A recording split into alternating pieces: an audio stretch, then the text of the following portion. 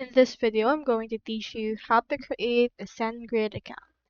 In order to do that, first head over to sendgrid.com and you should be able to see this. Head over and click onto the Start for Free option that you can see on their website. Now this will redirect you in here for the actual sign up page. They will ask right here for your details such as first name, last name, email address, password that you would like to use. And from in there, just click onto this option right here. Also answer the captcha and click on continue. Let me head over and input right here my details first.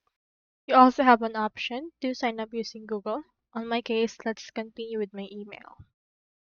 If you indeed chosen the Google account page, just head over and choose in here the Google account that you wish to use. So you have two methods. You can sign up using email or you can also sign up using your Gmail. Input right here your username, which is your email, and click on continue. From in there, you will be prompted to this, wherein you just need to create a new account. Input right here your account friendly name. So for example, let's input right here VM.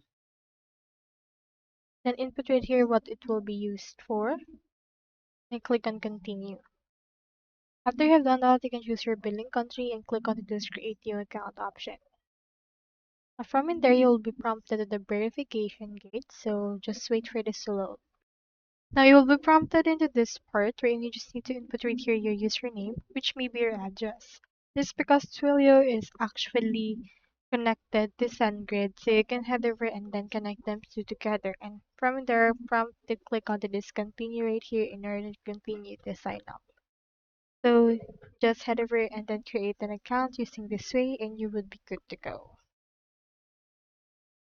So that's all there is today, and I hope this video actually helped you out with everything that you need.